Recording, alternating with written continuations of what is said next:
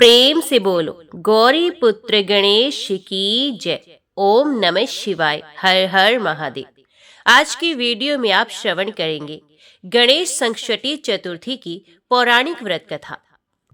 पार्वती जी ने भगवान गणेश जी से पूछा, हे पुत्र, पोष में किस गणेश की पूजा किस तरह से करनी चाहिए और उस दिन क्या भोजन करना चाहिए, उसे आप संक्षेप में बताइए। श्री गणेश जी ने कहा, हे महादेवी, पोष मास की चतुर्थी विघ्न विनाशनी होती है। उसमें लंबोदर नामक गणेश की पूजा करके भोजन के रूप में केवल गोमूत्र ही पीना चाहिए। व्रती को पूर्वोक्त विधि से पूजन करना चाहिए, अर्थात दिन भर शांत भाव से निराहार रहकर व्रत करे।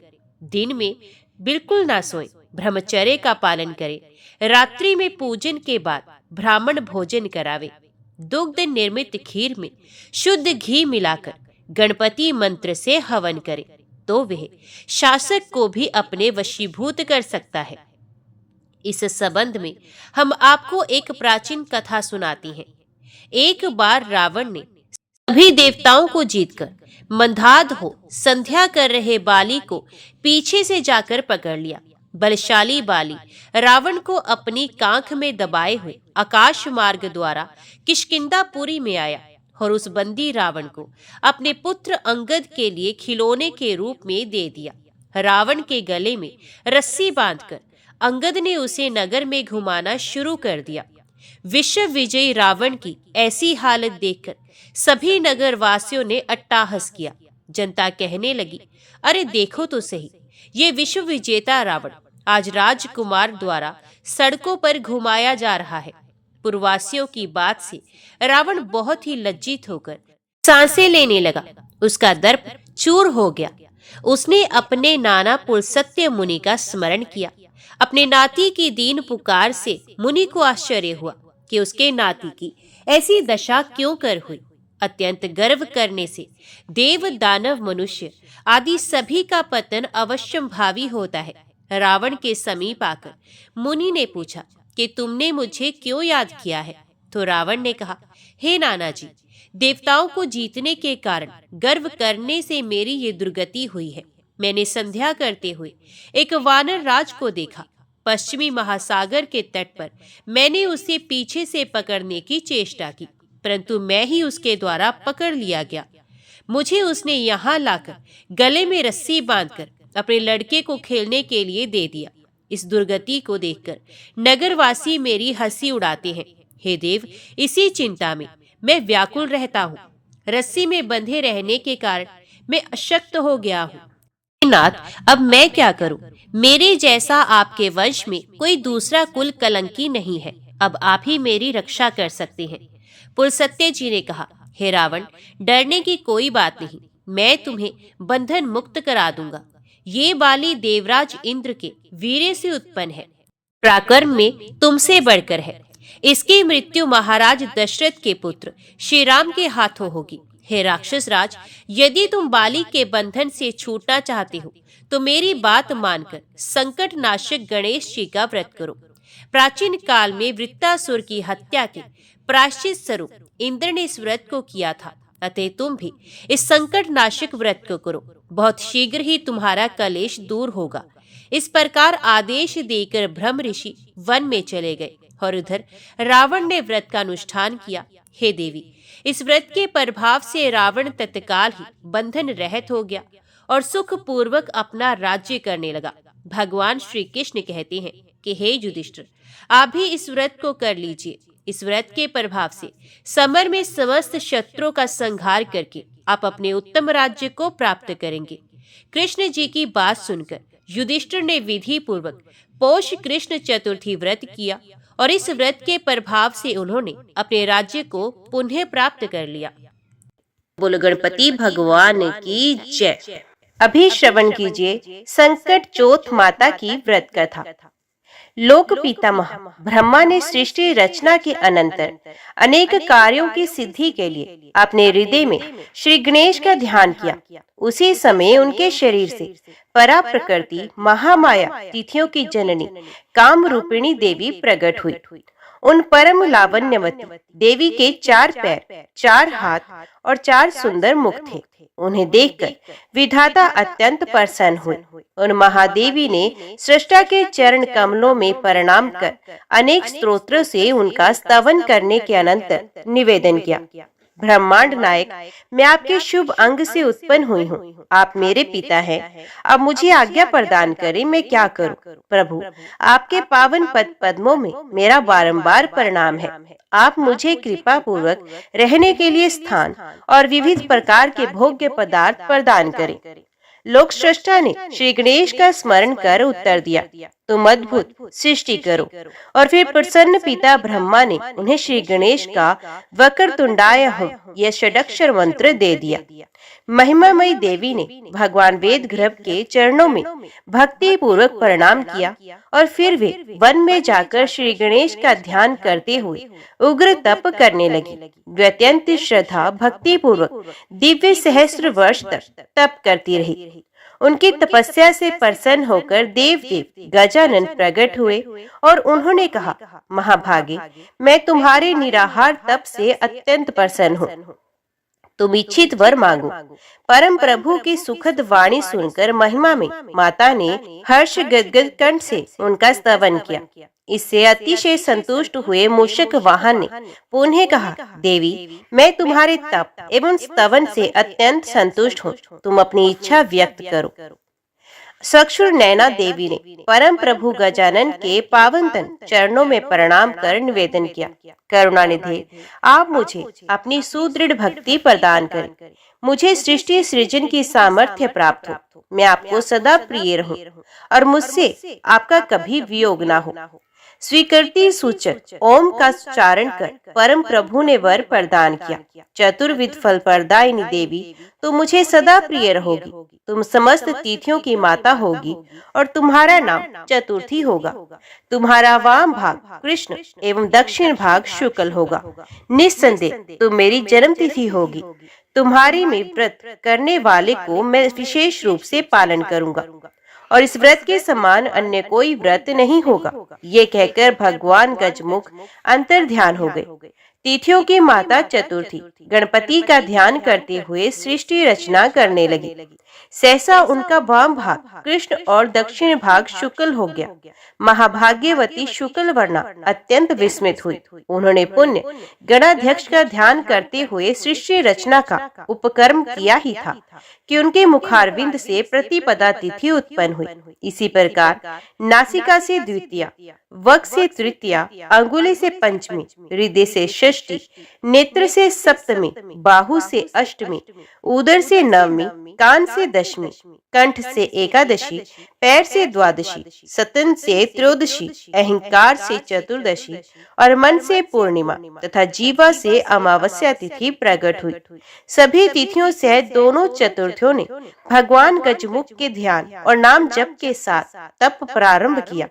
इस प्रकार उनके 1 वर्ष तक तप करने पर भक्त वत्सल प्रभु विघ्नेश्वर प्रकट हुए। वे मध्याह्न में शुक्ल चतुर्थी के समीप पहुंचकर बोले, वर मांगो। शुक्ल चतुर्थी ने आदि देव गजमुख के चरणों में प्रणाम कर उनकी पूजा और स्तुति की। तदंतर उन्होंने कहा, परम प्रभु गजमुख, मैं आपका वाम स्थान हूँ और आप मुझे अपनी शाश्वती भक्ति प्रदान करें। दयामय गजमुख ने वर प्रदान किया, तुम्हें मध्याह्न काल में मेरा दर्शन प्राप्त हुआ है। अतएव मध्याह्न काल में शिवादि देवगण मेरा भजन करेंगे। शुक्ल पक्ष की चतुर्थी को मेरे भक्त जन सदा तुम्हारा व्रत करेंगे। जो निराहार रहकर मेरे साथ तुम्हारी उपासना करेंगे, उनका संचित कर्म भोग समाप्त हो जाएगा और उन्हें मैं सब कुछ प्रदान करूंगा। तुम्हारा नाम वरदा होगा। इतना कहकर श्री गणेश अंतर ध्यान हो गए और भगवती शुक्ल चतुर्थी का वरदा नाम प्रख्यात हुआ। वे श्री गणेश को अत्यंत प्रिय हुई। उस दिन व्रत के साथ श्री गणेश की उपासना कर पंचमी को विधिवत पारण करने से निश्चय ही मनुष्य धर्म, अर्थ, काम और मोक्ष सब कुछ प्राप्त करता है। व्रती की प्रत्येक कामना पूरी होती है और अंत में वे अतिशय सुखदायक गणेश धाम को प्राप्त होता है। इसके अनंतर भगवान गणपति ने रात्रि के प्रथम पहर में चंद्रमा के उदित होने पर कृष्ण चतुर्थी के समीप पहुंचकर कहा, महाभाग्यवती, तुम वर मांगो, मैं तुम्हारी अभिलाषा भी पूरी करूंगा। विघ्न निघ्न प्रभु के दर्शन एवं उनके वचन से प्रसन्न होकर भगवती कृष्ण चतुर्थी ने उनके मंगलमय चरणों में प्रणाम कर उनकी विधि पूर्वक पूजा की। फिर उनका स्तवन कर निवेदन किया, मंगलमय लंबोदर, यदि आप मुझ पर प्रसन्न हैं तो कृपा पूर्वक मुझे अपनी सुदृढ़ भक्ति प्रदान करें। मैं आपका सदा प्रिय हूँ और मुझसे आपका वियोग कभी न हो। आप मुझे सर्वमान्य कर दें। कृष्ण चतुर्थी की श्रद्धा भक्ति पूर्ण वाणी से प्रसन्न हो महोदर ने वर प्रदान करते हुए कहा, महातिथे, तुम मुझे सदा प्रिय रहोगी और तुमसे मेरा कभी वियोग नहीं होगा। चंद्र उदय होने पर तुमने मुझे प्राप्त किया, अतएव चंद्र उदय व्यापनी होने पर भी तुम मुझे अत्यधिक प्रिय होगी। मेरे प्रसाद से तुम उस समय अन्न जल त्याग कर उपासना करने वालों का संकट हरण करो। उस दिन व्रत उपवास करने वालों को तुम धर्म अर्थ काम और मोक्ष सब कुछ प्रदान करोगी। उनकी समस्त कर्म राशि ध्वस्त हो जाएगी और वे निश्चय ही इस लोक में समस्त सुखों को भोगकर अंत में जन्म मृत्यु के पास से मुक्त हो मेरे दुर्लभ धाम में जाएंगे। संकट हारिणी देवी, निस्संदेह मेरी कृपा से तुम सर्वदा लोगों को आनंद प्रदान करने वाली होगी। उस दिन यदि मेरा व्रत निराहार रहकर करे, दूसरे लोग रात्रि में चंद्र उदय होने पर मेरा पूजन कर ब्राह्मण की साक्षिता देकर उन्हें भोजन कराकर स्वयं भोजन करे। पूजन के अनंतर उस दिन श्रावण के लड्डू और भाद्र में दधी का भोजन करना चाहिए। व्रती आश्विन में निराहार रहे, कार्तिक में दुग्धपान, मार्गशीर्ष में जलाहार और पौष में गोमूत्र लेना चाहिए। माघ में श्वेत तेल, फाल्गुन में शर्करा, चैत्र में पंचगव्य, विशाख में पदम बीज, ज्येष्ठ में गोघृत और आषाढ़ में मधु का भोजन करें। महिमा में चतुर्थी व्रत करने वालों की समस्त कामनाओं को पूर्ण करने वाली है। इस व्रत के प्रभाव से धन धान्य और आरोग्य की प्राप्ति होती है, समस्त आपदाएं नष्ट होती है तथा भगवान गणेश की कृपा से परमार्थ की भी सिद्धि होती है। अतएव यदि संभव हो तो प्रत्येक मास की दोनों चतुर्थी तिथियों को व्रत और उपवास सहित श्री गणेश जी का पूजन करें और यदि ये संभव ना हो तो भाद्रपद कृष्ण चतुर्थी, बहुला कार्तिक कृष्ण चतुर्थी करवा और माघ कृष्ण चतुर्थी तिल का व्रत कर ले। रविवार या मंगलवार से युक्त चतुर्थी तिथि का अमित महात्म्य है। इस प्रकार की एक चतुर्थी व्रत का सविधि पालन करने से वर्ष भर की चतुर्थी व्रतों का फल मिल जाता है।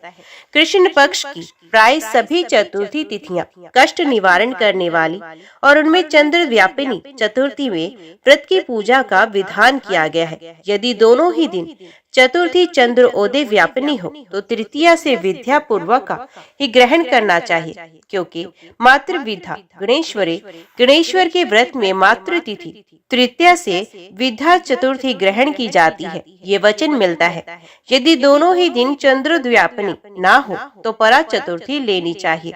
यदि ये वो दिन चंद्र व्यापिनी हो या ना हो तो मात्र विद्या प्रशस्ति के अनुसार पूर्व विद्या लेनी चाहिए। व्रत परिचय अन्य विद्वानों का मत है कि तृतीया युक्त चतुर्थी इस व्रत के लिए श्रेष्ठ अवश्य मानी गई है, किंतु जब सूर्यास्त होने के पहले तृतीया में 6 घड़ी चतुर्थी का प्रवेश होता है, पहले दिन चंद्र उदय काल में तिथि का अभाव होने पर दूसरे दिन ही व्रत करना चाहिए। इस विषय में धर्मशास्त्र निर्णय कुछ इस प्रकार है। संकट चतुर्थी चंद्र उदय व्यापनी ग्रह है। यदि तो 2 दिन चतुर्थी हो और दूसरे दिन की चतुर्थी चंद्र व्यापनी हो तो दूसरे दिन ही व्रत करना चाहिए। यदि दोनों दिन चंद्र व्यापनी तिथि हो तो पहले दिन की तृतीया युक्त चतुर्थी को ही व्रत के लिए ग्रहण करना चाहिए। यदि दोनों ही दिनों की चतुर्थी चंद्र उदय व्यापनी ना हो तो दूसरे दिन ही व्रत का पालन करना चाहिए। अभी श्रवण कीजिए अगली कथा। प्राचीन काल की बात है।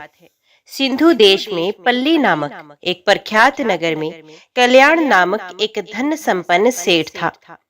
कल्याण धर्म आचरण संपन्न बुद्धिमान पुरुष था। वेदानी तथा देवता और ब्राह्मणों का भक्त था। उसके इंदुमती नामक साध्वी पत्नी थी, जो अत्यंत रूपवती, पति प्राणा और पति वाक्य परायणा थी।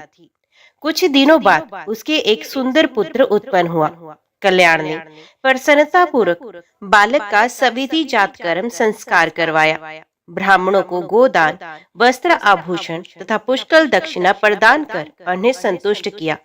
तदंतर धनिक कल्याण ने देवज्ञों से बालक का नामकरण करने के लिए प्रार्थना की। संतुष्ट देवज्ञों ने कहा, ये बालक अत्यंत हृष्ट पुष्ट और बलवान है, इस कारण इसका नाम बल्लाल होना चाहिए। सप्तनिक कल्याण ने ब्राह्मणों और देवज्ञों के चरणों में श्रद्धा पूर्वक प्रणाम किया। विप्र और ज्योतिषियों ने पुत्र सहित धनिक दंपत्ति को आशीर्वाद प्रदान कर अपने अपने घर के लिए प्रस्थान किया। बल्लाल धीरे धीरे बढ़ने लगा। पूर्व जन्म अर्जित शुभ कर्मों के फल स्वरूप उसकी अत्यंत सात्विक प्रकृति थी। वे माता पिता तथा गुरुजनों के चरणों में बड़ी श्रद्धा रखता था, उन्हें सदा सम्मान देता, अपने समय व्यस्त बालकों के साथ अतिशय प्रेम पूर्वक व्यवहार करता। इस कारण उससे प्राय सभी प्रसन्न रहते। उसे सबकी आत्मीयता और प्रीति प्राप्त होती थी। सभी बालक उसके साथ रहना चाहते थे, सभी उसके साथ खेलना चाहते। बाल सुलभ क्रीड़ा करते हुए भी वे बालकों को करुणा में विनायक की मधुर लीला कथा सुनाया करता। विनायक की मृण्मयी मूर्ति बनाकर पुष्पादि से उसकी पूजा करता। उसे देखकर उसके अल्पायु मित्र भी करुणा सागर विनायक की पूजा करने लग जाते। बल्लाल जब कुछ बड़ा हुआ तब वे अपने मित्रों के साथ नगर के बाहर जाने लगा। वे जहाँ कहीं देवालय देखता, वहीं देव देव विनायक की पूजा प्रार्थना कर उनके चरणों में बार बार प्रणाम करने लगता। उसके मित्रगण भी बल्लाल का अनुसरण करते। एक दिन की बात है, बल्लाल अपनी बाल मंडली के साथ नगर के बाहर वन में चला गया। वहां समस्त बालकों ने क्रीड़ा करते हुए सरोवर में स्नान किया। फिर उसने एक सुंदर पत्थर लेकर उसे स्थापित कर उसमें गणेश जी की भावना कर ली। बल्लाल के साथ उसके मित्रगण अत्यंत प्रेम पूर्वक उस पर दुर्वाकुर और मंदार पत्थर चढ़ाने लगे। कुछ बालक गणेश जी का ध्यान और कुछ उनके मंगल में नाम का जप करने लगे। कुछ बच्चे नृत्य करने लगे और कुछ संगीतज्ञ शिशु गणेश जी को प्रसन्न करने के लिए गीत गाने लगे। कुछ शिशुओं ने लकड़ी और पत्तों से मंडप का निर्माण किया। कुछ बच्चे मानसिक पूजा के द्वारा और कुछ पत्र पुष्पादि से अनादि निधन गजबंधन की उपासना में दत्चित हो गए। वे उन्हें धूप दीप नैवेद्य फल तांबूल और दक्षिणा अर्पित करने लगे। उन गणेश भक्त बालकों में एक बालक पुराण की कथा कहने लगा और एक पंडितों की तरह उसकी व्याख्या करने लगा। इस प्रकार उनके तन मन और प्राण गजवक्त्र में लीन हो गए। भालचंद्र की आराधना में उन्हें क्षुधा पिपासा की भी स्मृति न रही। परम प्रभु विघ्नेश्वर की प्रीति ने उन शिशुओं के सुकोमल हृदय में स्थान बना लिया। फलत वे प्रतिदिन नियम पूर्वक नगर के बाहर उक्त वन में जाकर अपने परम प्रिय देव देव विनायक जी की उपासना करने लगे। माता पिता शिशुओं को समझाते, बल्लाल का साथ छोड़कर समय पर भोजन आदि करने का आग्रह करते। कुछ माता पिता अपने बच्चों को डांटते, पर उन बालकों के प्राण मंगल मूर्ति गणेश जी में बसे हुए थे। वे कोई न कोई बहाना बनाकर भागते हुए बल्लाल के पीछे वन में चले जाते।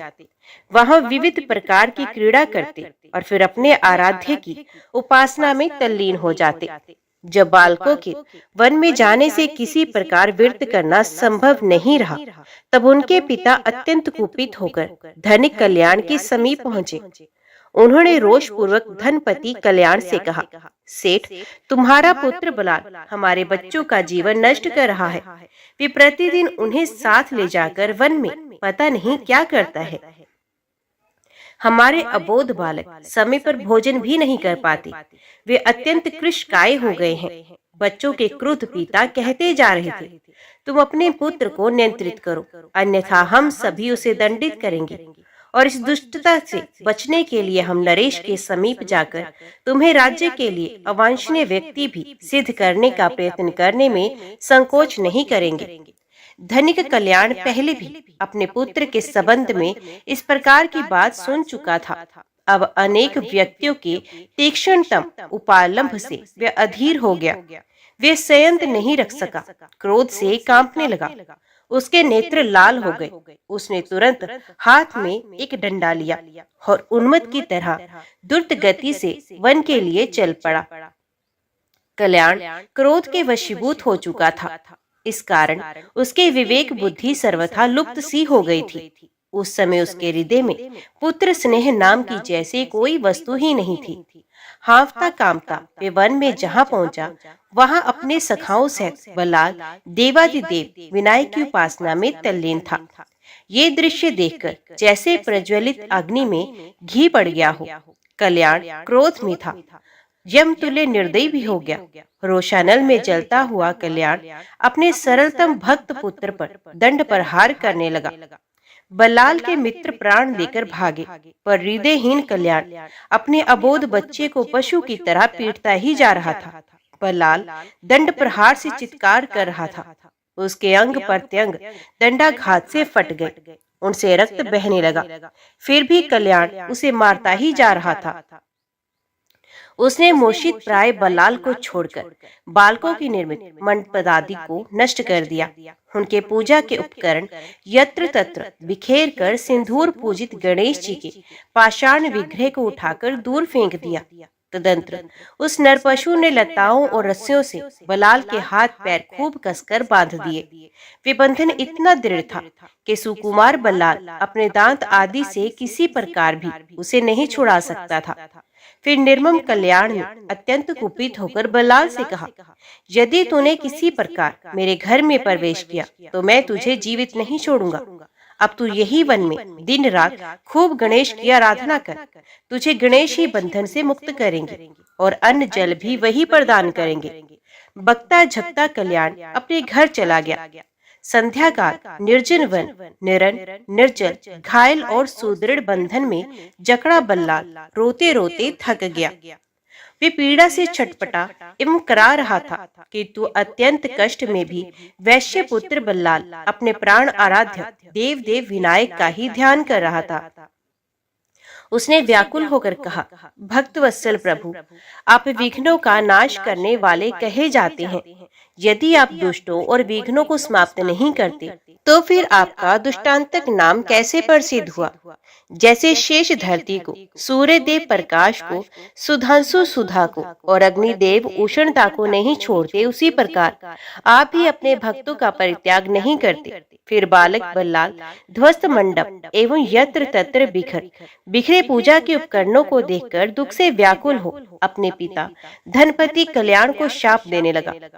जिसने मेरे परम प्रभु के मंडप को नष्ट किया, मेरे स्वामी देव देव विनायक के पावनतम विग्रह को फेंक दिया, पूजा के सभी उपकरणों को नष्ट कर निर्दयता पूर्वक मुझे मारा, वे निश्चय ही अंधा, बधिर, मूक और कुबड़ा हो।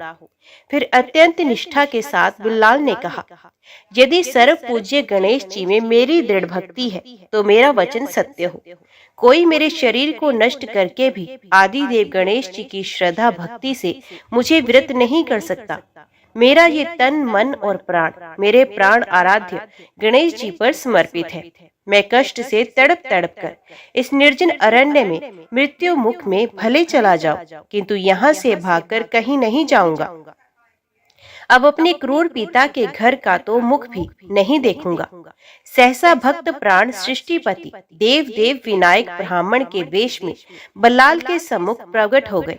उन दया में सर्व समर्थ विघ्न नाशक प्रभु की दृष्टि पड़ते ही बल्लाल के सुदृढ़ बंधन छिन्न हो गए। उसका शरीर सुंदर और स्वस्थ हो गया। रक्त और घाव के चिन्ह का कहीं लेश भी नहीं था। अपनी ये परिवर्तित दशा एवं ब्राह्मण के तेज को देखते ही बल्लाल ने सोचा, निश्चय ही ये मेरे प्राण आराध्य करुणा सिंधु महामहिम विनायक देव ही हैं। और उसी क्षण प्रभु दर्शन से उसे निर्मल ज्ञान प्राप्त हो हो गया। बस उसने श्रद्धापूर्ण हृदय से परम प्रभु के चरणों में प्रणाम किया और गदगद कंठ से उनकी स्तुति करने लगा। प्रभु, आप ही मेरे माता पिता और बंधु हैं। आप ही चराचर जगत के कर्ता हैं।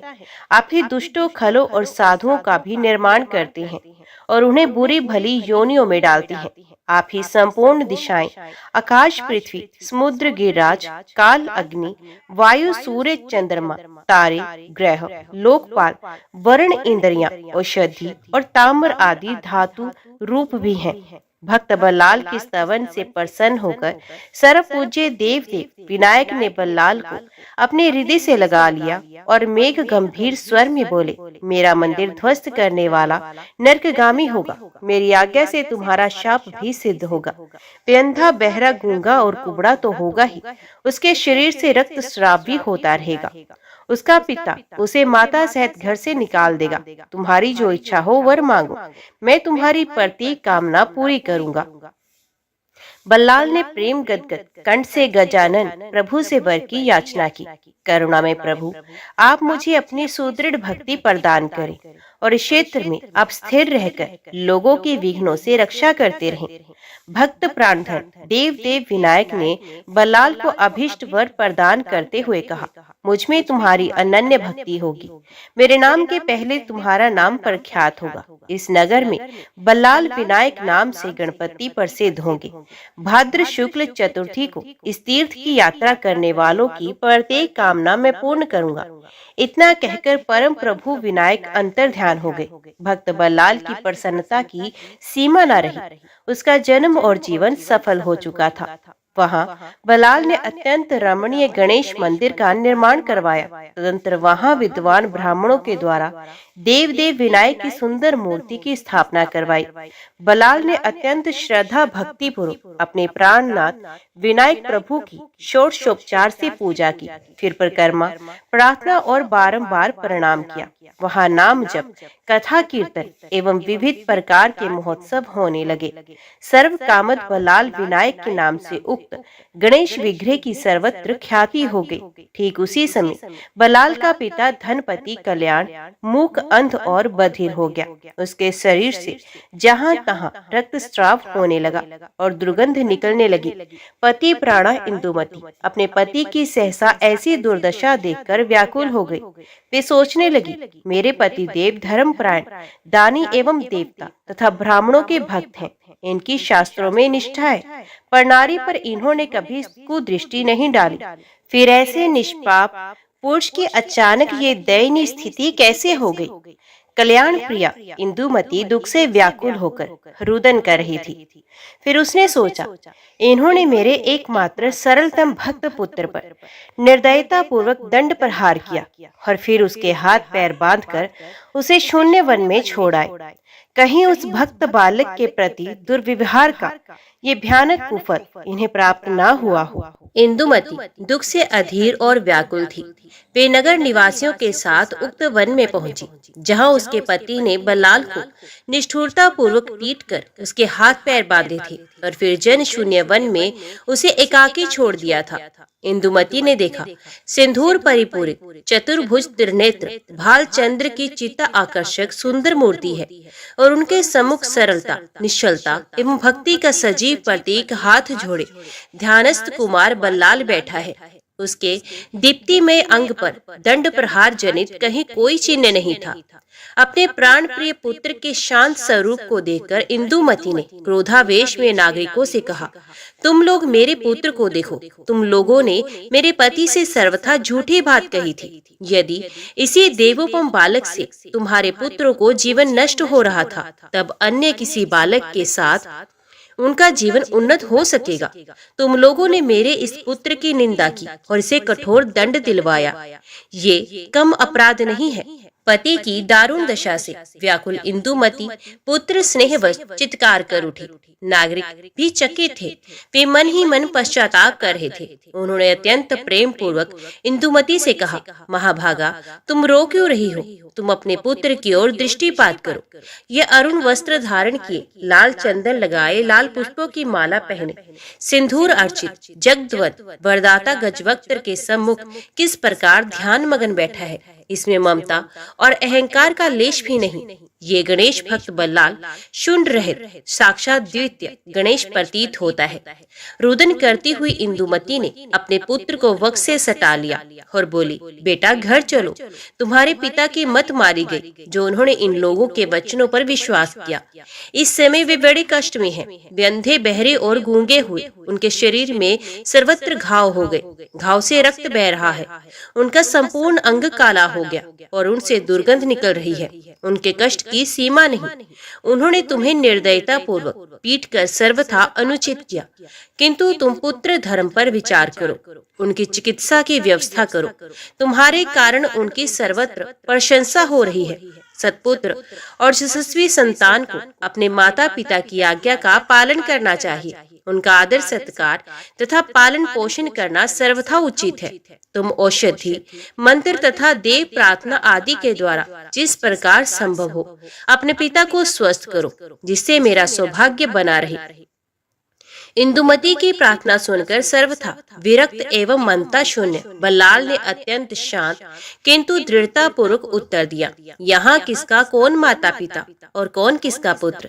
ये सब मंगल मूर्ति भगवान विनायक की लीला है। मुझे उन अचिंत्य अनंत प्रभु की कृपा प्राप्त हो गई है। उन्होंने मेरी रक्षा कर मुझे पुण्य नवजीवन प्रदान किया। अब तो वे ही मेरे माता और पिता हैं। मैंने अपना तन, मन, प्राण और सर्वस्व उन करुणा में तात्रा पर समर्पित कर दिया है। बल्लाल ने शांति पूर्वक आगे कहा, कर्म फल भोगने ही पड़ते हैं। मंदिर तोड़कर, पूजा के उपकरण को फेंककर और गणेश जी के प्रिय शिशु को निर्दयता पूर्वक यातना देकर उसने अपने कर्म का ही फल प्राप्त किया है। तुम मेरा मोह त्याग कर अपने पति की सेवा करो और यहाँ से चली जाओ। ज्ञान संपन्न सर्वथा विरक्त अपने पुत्र का स्पष्ट उत्तर सुनकर कल्याण पत्नी इंदुमती ने हाथ जोड़कर अत्यंत विनय पूर्वक पुनः उससे कहा, बेटा तुम अपनी कृपा, स्नेह और अनुग्रह से मेरे पति का शाप दूर कर दो। सर्वथा निस्पृह एवं विरक्त बल्लाल ने उत्तर दिया, इस जीवन में तो शाप मिटेगा नहीं, किंतु अगले जन्म में तुम इसकी माता और ये तुम्हारा पुत्र होगा। उस समय भी इसकी ऐसी ही दशा होगी। इस कारण तुम्हारा पति तुम्हें पुत्र सहित घर से निकाल देगा। तुम विदेश में भटकती रहोगी और फिर श्री गणेश जी के परम भक्त एक श्रेष्ठ ब्राह्मण के शरीर वायु के स्पर्श से तुम्हारा पुत्र स्वस्थ हो जाएगा। तदंतर तुम्हें दया में गणेश जी का दर्शन प्राप्त होगा और तुम धन्य हो जाओगी। इंदुमती पुत्र के तिरस्कार से दुखी पर उसके सुनिश्चित आश्वासन से संतुष्ट होकर वहां से लौट आई। भक्त बल्लाल अपने आराध्य देव विनायक की सप्रीति पूजा कर उनकी प्रार्थना कर रहा था। उसके सम्मुख श्री गणेश प्रेषित दिव्य विमान अवतरित हुआ। परम भाग्यवान बल्लाल ने अपने परम प्रभु बल्लाल गणपति के चरणों में दंडवत प्रणाम किया और फिर उस विमान पर बैठकर उनके अत्यंत सुखद दिव्य धाम को चला गया। देव विनायक की अनन्य भक्त बल्लाल की ये पावन कथा सुनने से मनुष्यों की हर मनोकामना पूर्ण होती है और वे समस्त पापों से मुक्त हो जाता है। महिष्मती पुरी के सधर्म प्राण प्रजापालक नरेश का नाम वर्णे था। वर्णे परम पराक्रमी तथा देवता और ब्राह्मणों के भक्त थे।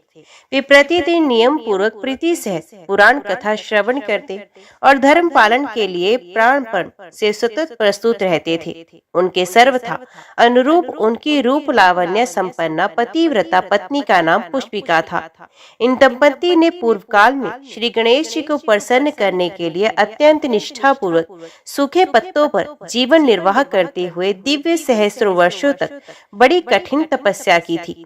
प्रसन्न गजमुख ने उन्हें वरदान दिया कि मैं तुम्हारा पुत्र होऊंगा।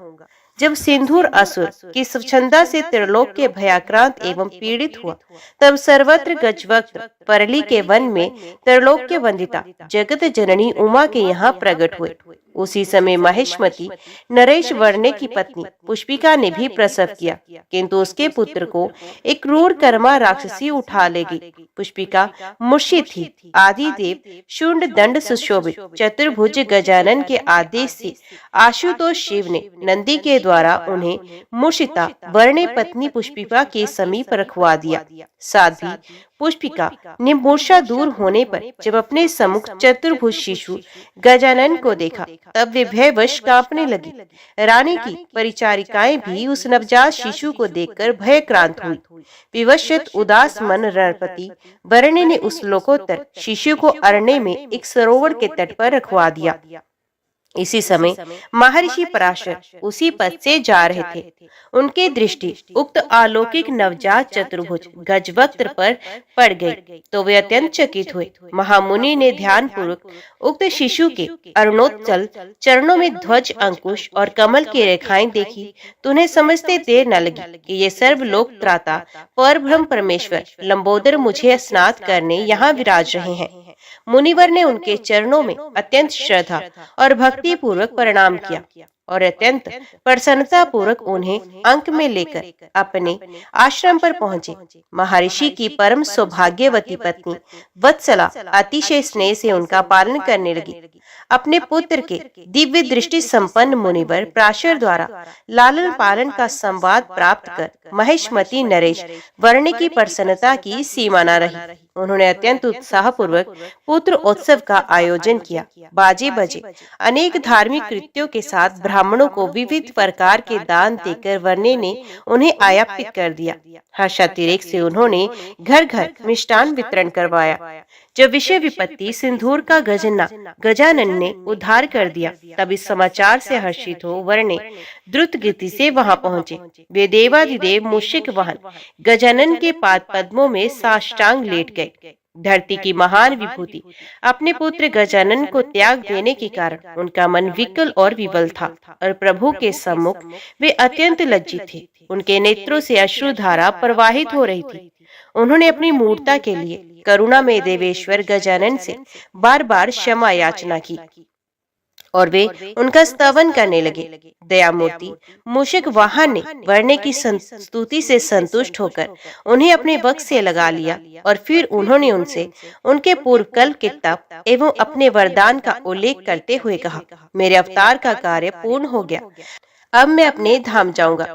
प्रभु के जाने के संवाद से वर्णे ने अत्यंत व्याकुल होकर उनके अभेद चरण पकड़ लिए। उन्होंने देवेश से अत्यंत दीनवाणी में प्रार्थना की, करुणा सिंधु आप इस त्रिवता तप जगत से मुक्त होने का मार्ग बताने की कृपा कीजिए। दयाधाम गजानन वहीं एक श्रेष्ठ आसन पर बैठ गए।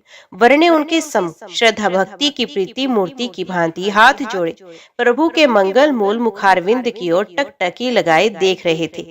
उनके कान प्रभु की वाणी की ओर लगे थे। दया सागर गजामुख ने वर्णे के मस्तक पर अपना सर्व फल मंगल में कर कमल रख दिया।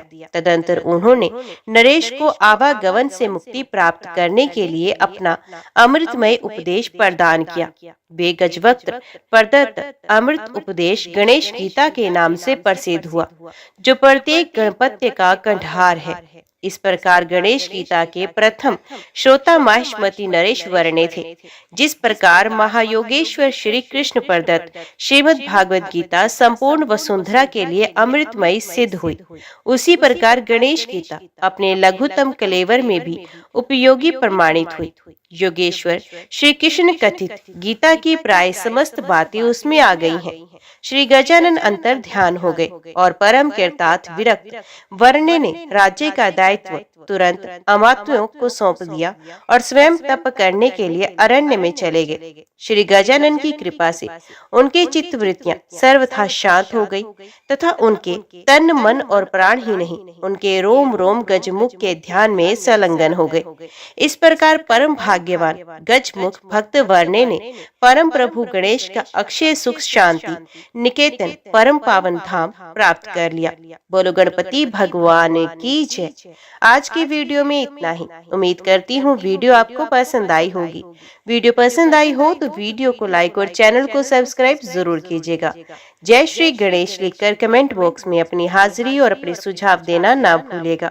तो मिलते हैं अगली कथा अगली वीडियो के साथ। तब तक के लिए देखते व सुनते रहिए। जय मां कंजक, जय माता दी।